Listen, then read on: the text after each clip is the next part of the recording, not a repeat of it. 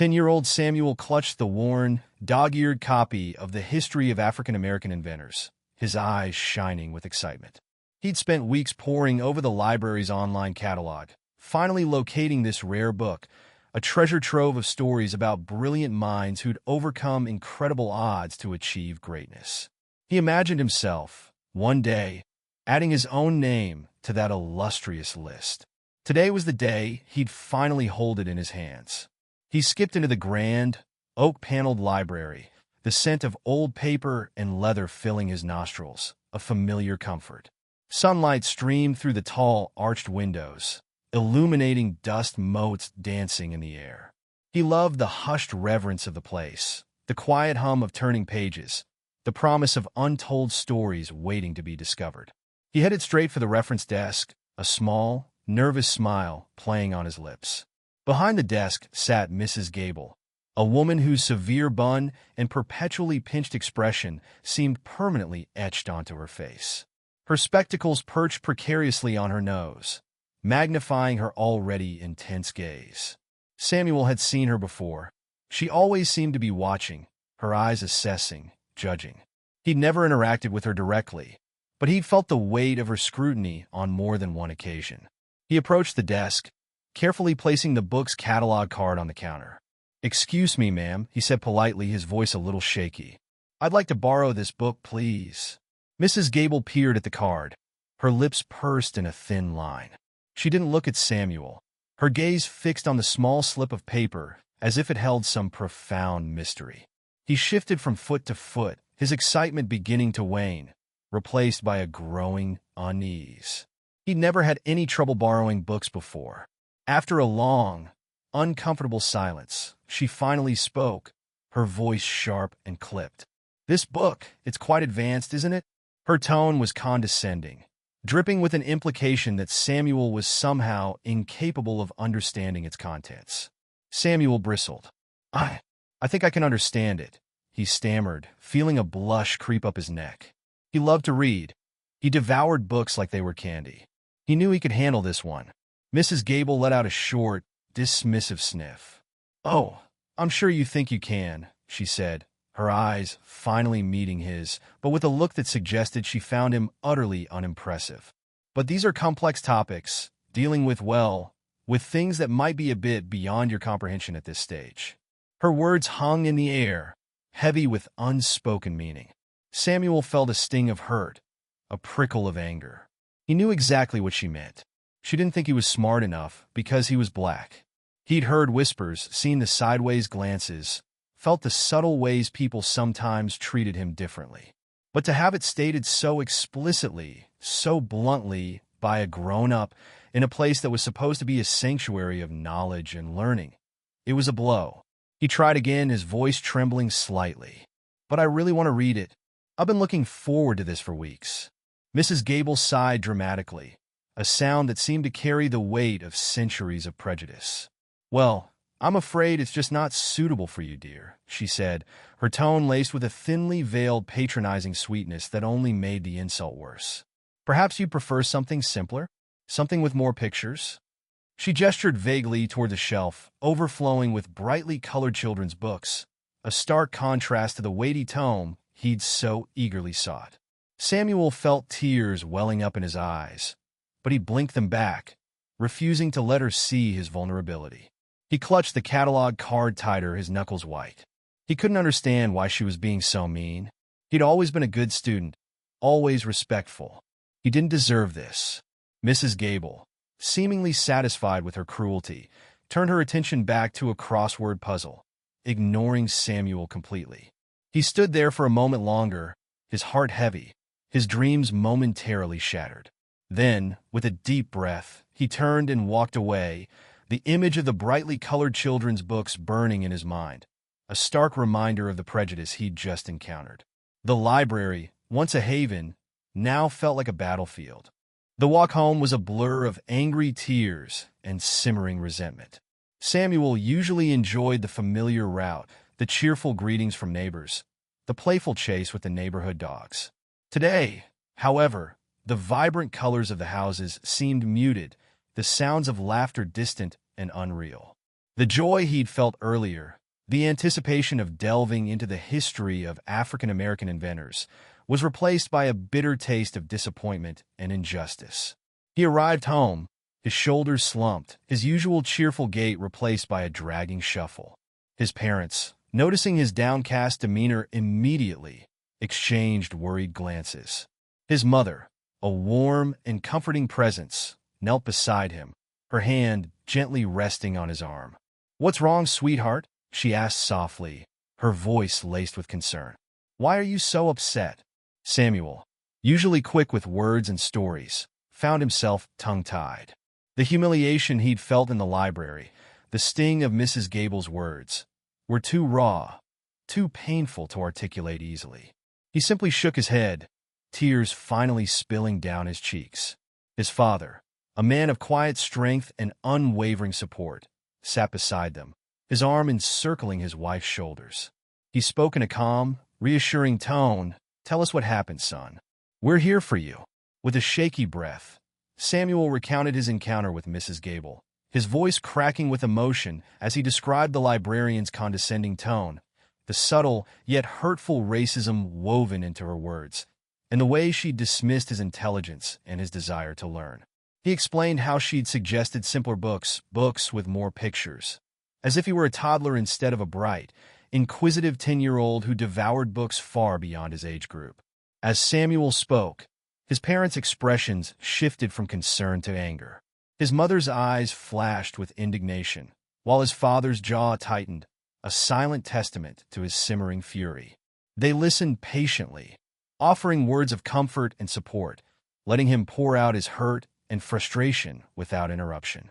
Once he'd finished, his mother pulled him into a warm embrace, her love a tangible shield against the pain he'd endured. "That woman was incredibly rude and unfair," she said, her voice filled with righteous anger.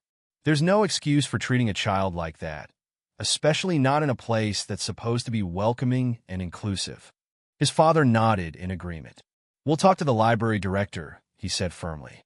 "This kind of behavior won't be tolerated. No child should ever feel belittled or discriminated against because of their race." But even with their support, the sting of Mrs. Gable's words lingered. Samuel couldn't shake the feeling of being judged, of being deemed unworthy simply because of the color of his skin. He'd always been proud of his heritage, of his family's history, but today, that pride felt fragile, threatened by the casual prejudice he'd encountered. He spent the rest of the afternoon lost in thought, the image of Mrs. Gable's dismissive face imprinted on his mind. He tried to focus on his homework, but his concentration wavered, his thoughts drifting back to the library, to the book he'd so desperately wanted to read, to the unfairness of it all. The incident had left a deep scar, a painful reminder of the prejudice that still existed in the world, even in places that were supposed to be safe and welcoming. He knew his parents would take action, but the hurt remained, a heavy weight on his young shoulders. He longed for the simple joy of reading, the escape into worlds beyond his own. But for now, the taste of injustice lingered, bitter and unwelcome. The next day was a whirlwind of activity. Samuel's parents, true to their word, contacted the library director, Mr. Henderson, a kind, bespectacled man with a reputation for fairness and a genuine love for books. He listened attentively as they recounted Samuel's experience, his expression growing increasingly grave as they described Mrs. Gable's condescending behavior and the subtle, yet unmistakable racism woven into her words. Mr. Henderson assured them he would take immediate action, expressing his deep regret and apologizing profusely for the incident.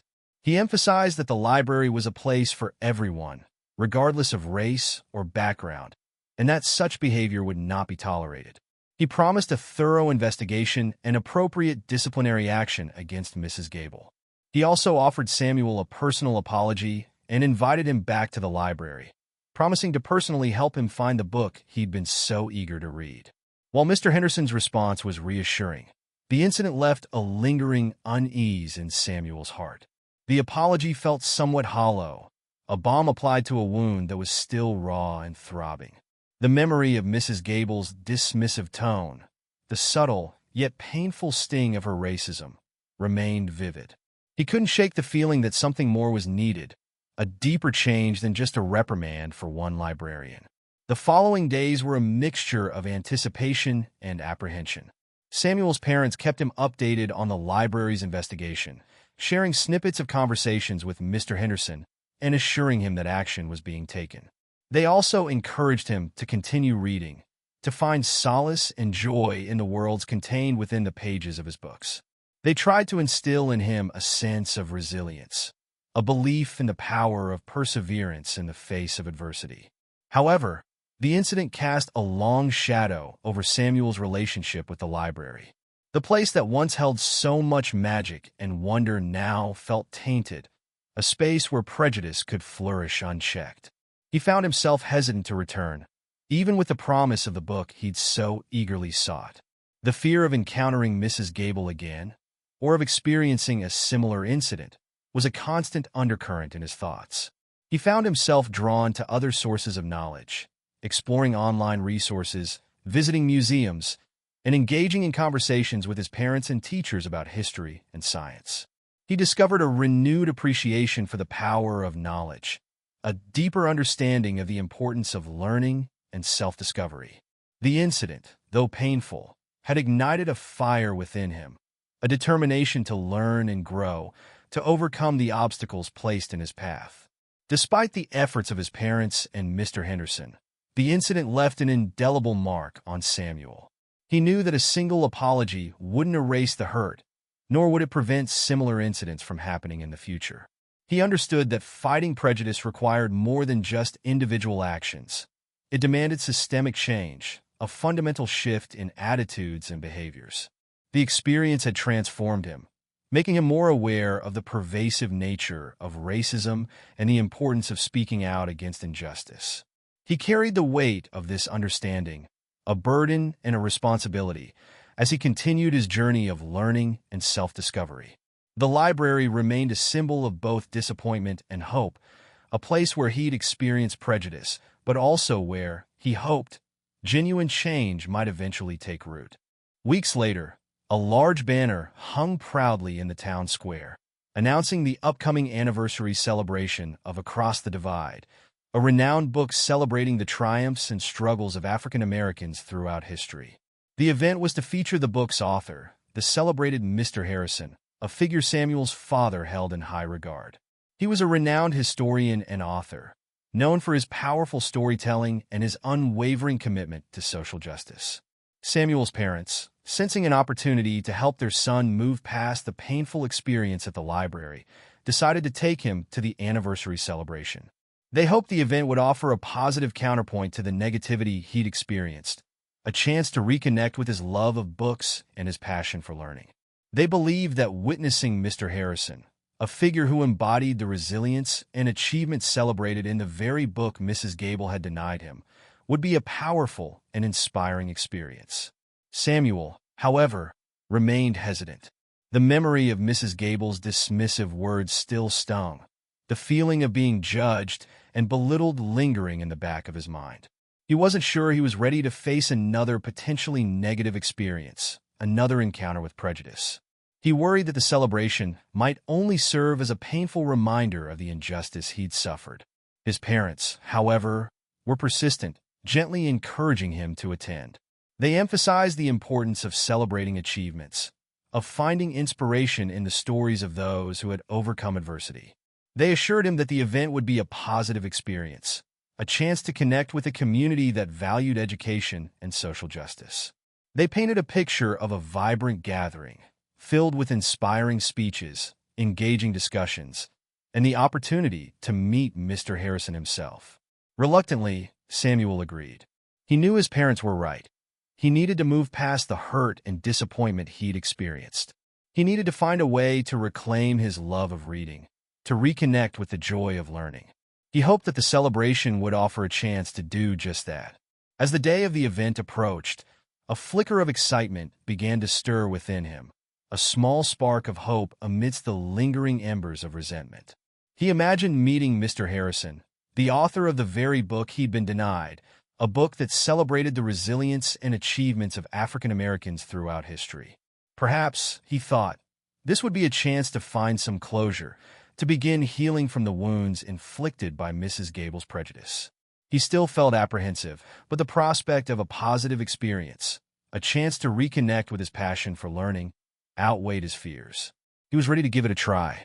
The town square buzzed with activity. Banners celebrating the anniversary of Across the Divide flapped gently in the warm breeze, their vibrant colors a stark contrast to the somber mood Samuel had carried with him earlier. He'd been quiet in the car, his thoughts a jumbled mix of apprehension and reluctant hope. His parents, sensing his unease, had spoken little, allowing him to process his feelings at his own pace. As they approached the square, the festive atmosphere began to wash over him. People of all ages and backgrounds mingled freely, their conversations punctuated by bursts of laughter and excited chatter. Tables laden with refreshments offered a tempting array of treats, and the air hummed with a palpable sense of anticipation. A small stage had been erected, adorned with flowers and banners, ready for Mr. Harrison's appearance. Samuel's parents found a spot near the back, allowing him a clear view of the stage while providing a sense of security. He watched as people settled into their places, a diverse crowd reflecting the town's multicultural tapestry. He saw familiar faces, neighbors, teachers, friends, all united by their shared interest in history and a collective appreciation for Mr. Harrison's work. Among the crowd, Samuel spotted Mrs. Gable. She stood near the front, her usual severe expression softened slightly, replaced by a tentative smile. She was dressed in her best attire, a smart navy blue dress that contrasted sharply with her usual librarian's uniform. He felt a surge of anger, a bitter taste of resentment rising in his throat. He couldn't believe she was here, brazenly attending an event celebrating the very book she'd refused to lend him. He wanted to look away, to shield himself from the sight of her, but he couldn't. Her presence was a constant reminder of the hurt she'd inflicted, a stark contrast to the celebratory atmosphere surrounding him. He felt a knot of anxiety tighten in his stomach, his earlier hope beginning to wane. He wondered if this event, meant to be a source of inspiration and healing, would instead become another painful reminder of the prejudice he'd encountered. As the event began, local dignitaries offered brief, welcoming speeches, praising Mr. Harrison's contributions to literature and social justice. The atmosphere was upbeat, filled with a sense of community and shared purpose. But Samuel remained detached, his mind still preoccupied with Mrs. Gable's presence and the lingering sting of her actions. He couldn't shake the feeling that he was an outsider, an unwelcome guest in this celebration of achievement and resilience. He watched as Mr. Harrison took the stage, his presence commanding respect and admiration. The author was a tall, imposing figure with a warm smile and kind eyes. He spoke with eloquence and passion, his words resonating deeply with the audience. He spoke of the importance of history, of learning from the past, of striving for a more just and equitable future. His words were powerful, inspiring, and deeply moving. But Samuel remained distant, his mind still clouded by his earlier experience. He couldn't fully immerse himself in the celebration, the shadow of Mrs. Gable's prejudice still looming large. He knew that true healing would take time, that confronting the past required more than just a single act of forgiveness. The event was a start, a step towards reconciliation, but the journey was far from over. Mr. Harrison's speech flowed effortlessly, a tapestry woven with historical facts, personal anecdotes, and powerful reflections on the ongoing struggle for racial equality. He spoke of the countless individuals who had overcome adversity, who had defied expectations and achieved greatness in the face of prejudice and discrimination. He spoke of the importance of education, of the power of knowledge to transform lives and shape the future. He spoke of the inspiration behind Across the Divide, detailing the years of research, the countless hours spent poring over historical documents, and the emotional toll of confronting the harsh realities of racial injustice.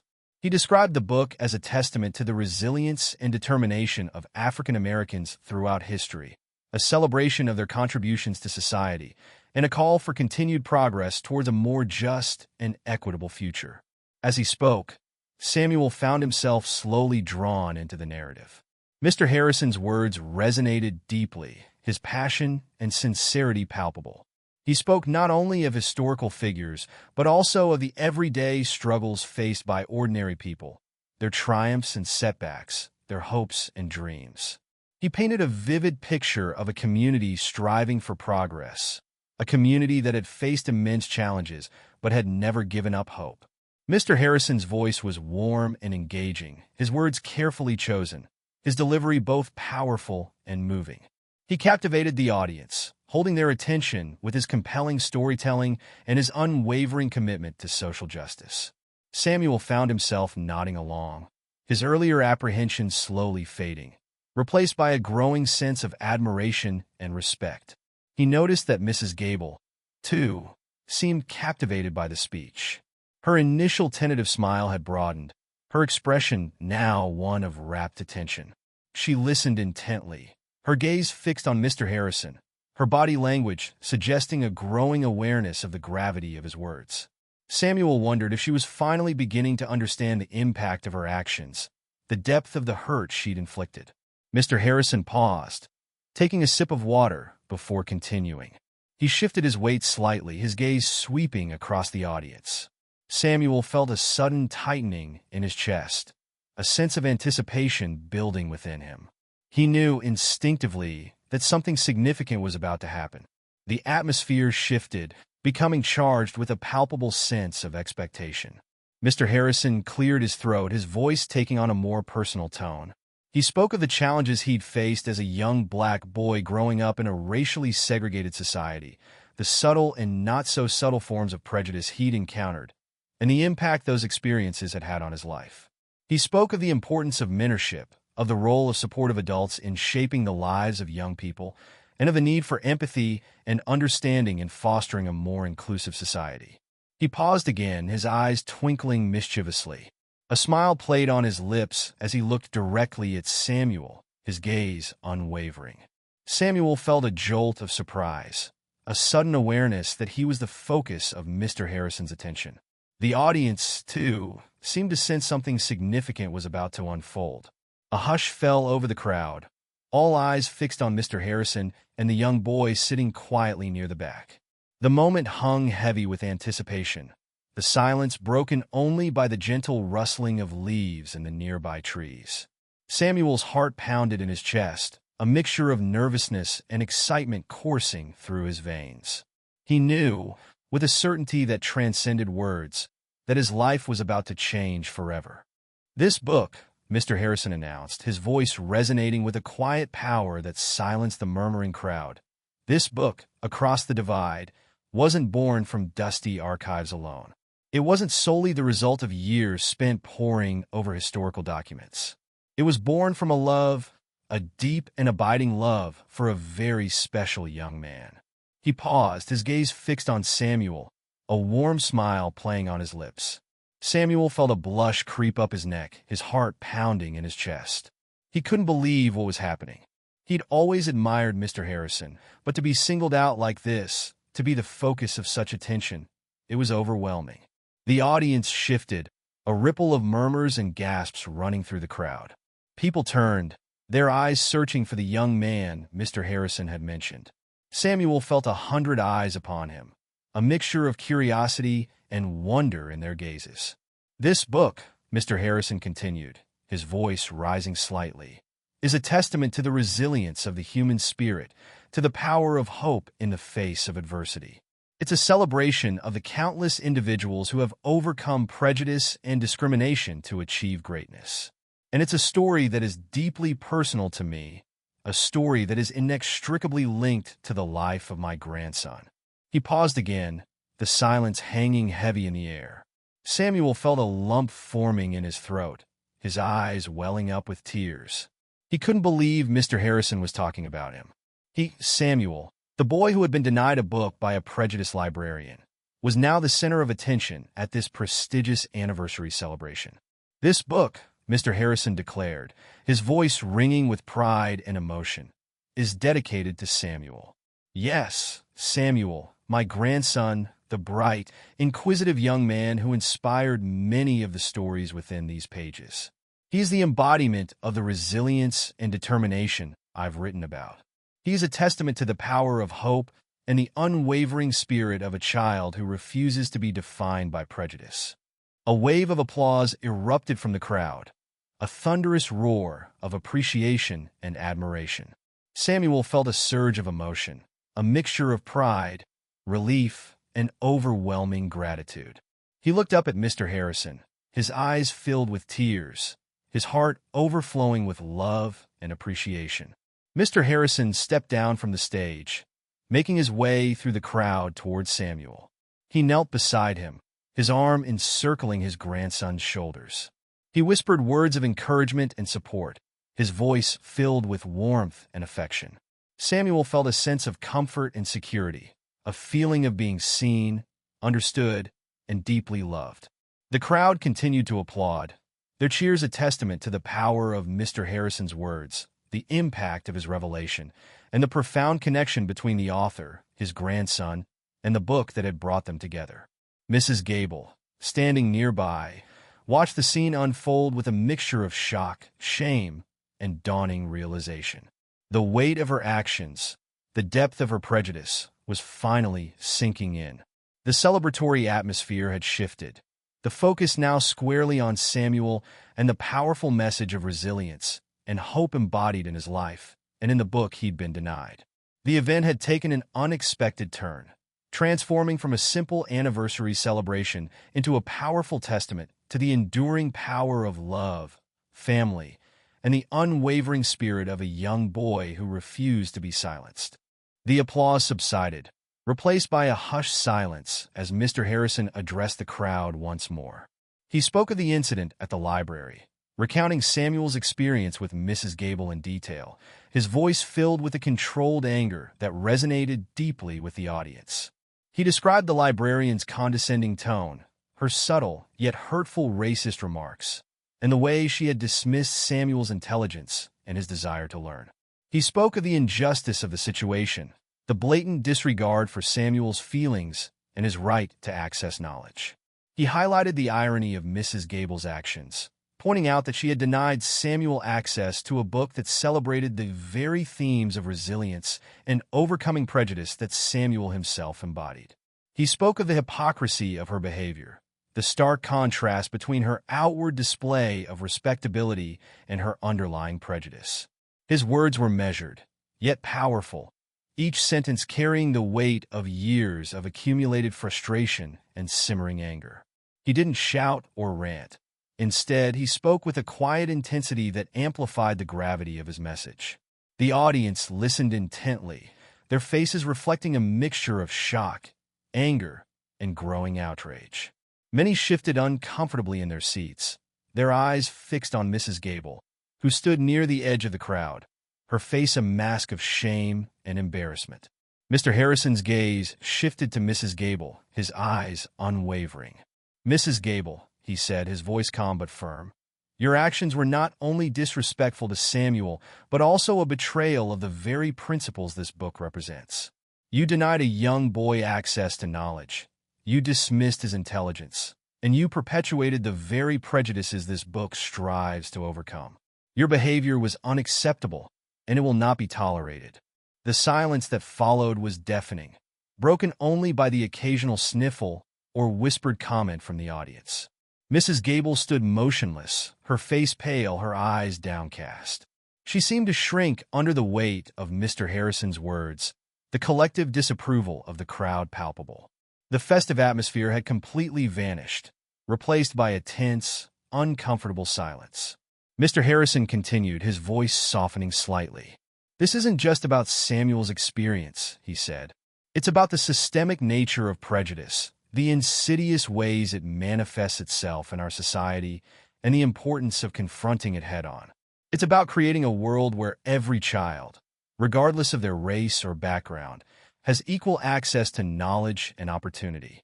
He looked at Samuel, offering a warm smile.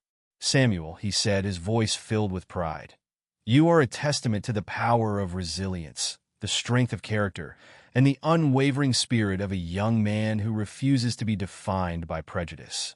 You are an inspiration to us all." He turned back to the audience, his voice resonating with conviction.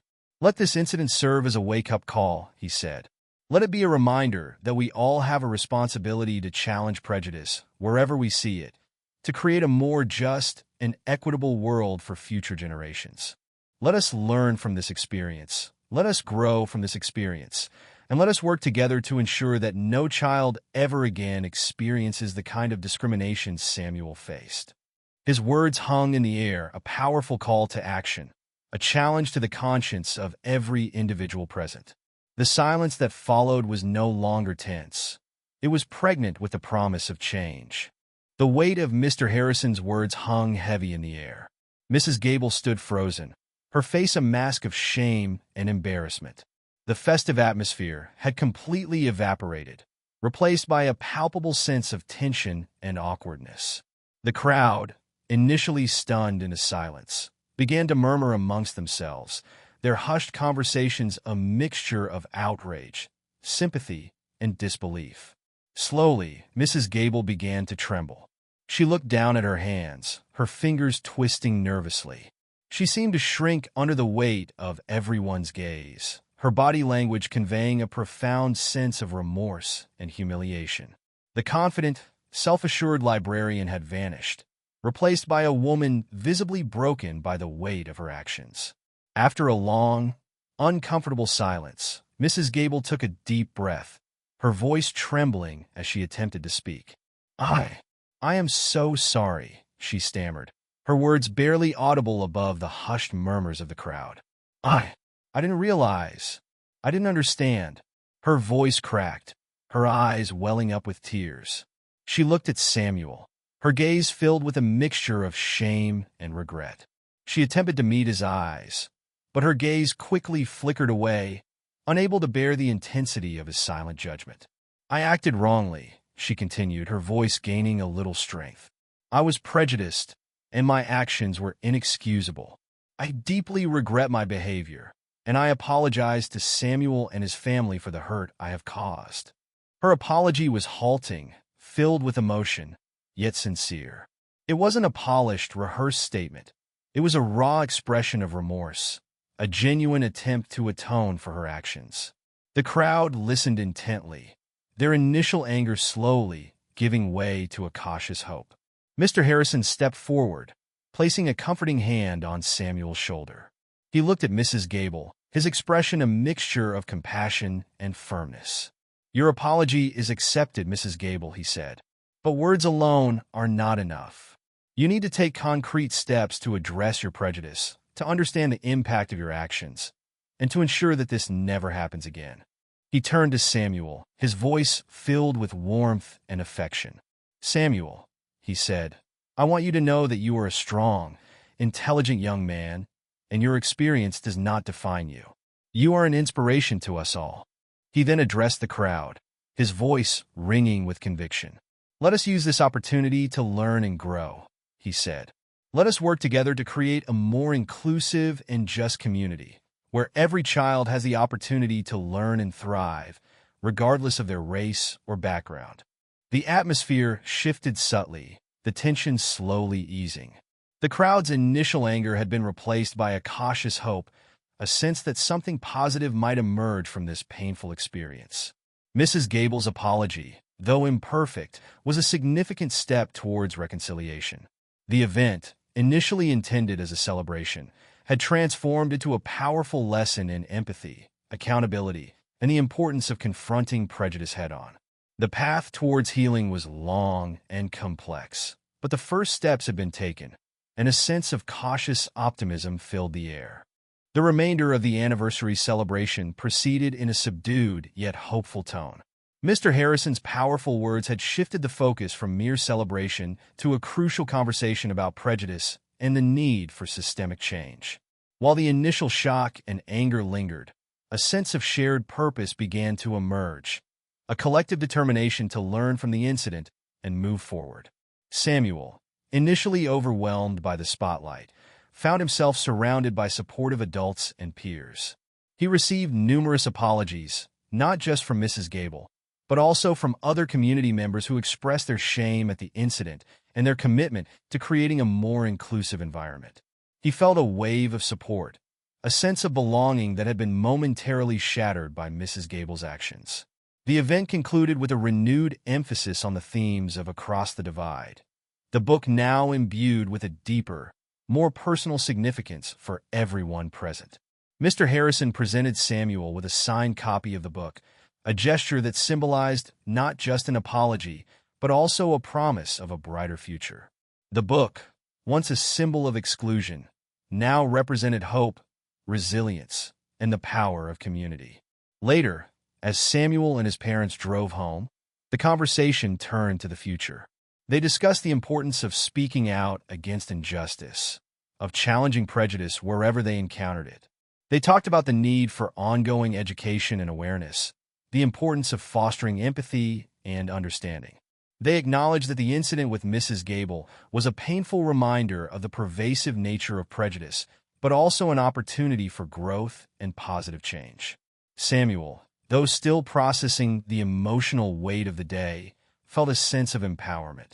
He had been hurt, humiliated, and dismissed, yet he had emerged stronger, his voice amplified by the support of his family and community.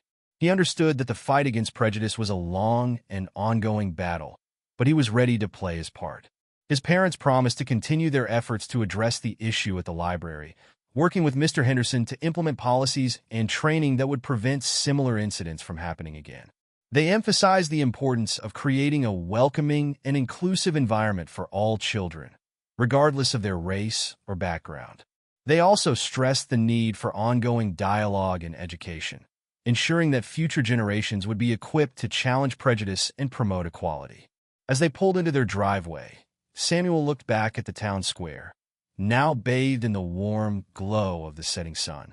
The memory of Mrs. Gable's apology, though still tinged with sadness, was overshadowed by the overwhelming sense of support and community he'd experienced. He knew that the road ahead would not be easy, but he was ready to face the challenges, armed with the knowledge that he was not alone in his fight for justice and equality. The incident had been a painful lesson, but it had also ignited a flame within him, a determination to make a difference, to ensure that no other child would experience the same kind of discrimination he had endured. The journey towards healing had begun, and he was ready to walk it, hand in hand with his family and his community. The aftermath of the anniversary celebration was a whirlwind of activity. Mr. Henderson, the library director, wasted no time in implementing the changes Mr. Harrison had advocated for. He initiated a comprehensive review of library policies, ensuring that they were inclusive and equitable, and that they actively promoted diversity and understanding. He also implemented mandatory sensitivity training for all library staff, focusing on issues of race, bias, and cultural awareness. Mrs. Gable, deeply affected by the public humiliation and the weight of her actions, participated fully in the training. She listened attentively, engaging actively in discussions and demonstrating a genuine commitment to self-improvement.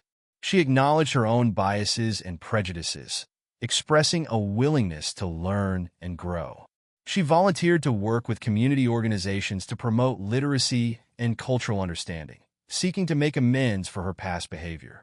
The library underwent a transformation. New books and resources celebrating diversity were added to the collection. Displays highlighting the achievements of African Americans and other marginalized groups were prominently featured. Programs and workshops promoting cultural understanding and empathy were organized, inviting community members to participate in discussions and activities. The library became a hub for community engagement, a space where people of all backgrounds felt welcome and valued. Mr. Henderson, with the support of the library board and the community, worked tirelessly to create a truly inclusive environment, ensuring that every child had equal access to knowledge and opportunity. He understood that the incident with Mrs. Gable was not an isolated event, but a symptom of deeper systemic issues that needed to be addressed. News of the incident and its aftermath spread rapidly, attracting attention from local and national media outlets. Mr. Harrison's powerful speech, along with the library's commitment to change, became a symbol of hope and progress. The story was shared widely on social media, sparking discussions about prejudice, discrimination, and the importance of accountability. Many libraries across the country contacted Mr. Henderson, seeking advice and guidance on implementing similar programs and policies. The incident, though painful, had inadvertently become a catalyst for positive change, inspiring libraries and communities across the nation to reevaluate their practices and commit to creating more inclusive spaces. Samuel, meanwhile, became an unlikely advocate for social justice. He shared his story with school groups, community organizations, and even national media outlets. He spoke eloquently and passionately about the importance of empathy, understanding, and the need to challenge prejudice wherever it was encountered. He became a symbol of resilience, hope, and the power of a young person's voice to make a difference. The incident at the library had left a lasting impact, but it was an impact that ultimately led to positive change. The community rallied together, determined to learn from its mistakes and create a more just and equitable future for all. The library, once a place of hurt and disappointment, was transformed into a beacon of hope, a symbol of the power of community action to overcome prejudice and promote understanding. The journey towards healing was ongoing, but the first steps had been taken, and the path forward was illuminated by the shared commitment to creating a better world for all. Months later, the library was a transformed space. The air buzzed with a renewed energy, a vibrant atmosphere reflecting the diversity of its patrons. Children of all races and backgrounds filled the shelves, their faces illuminated by the glow of storybooks and the thrill of discovery.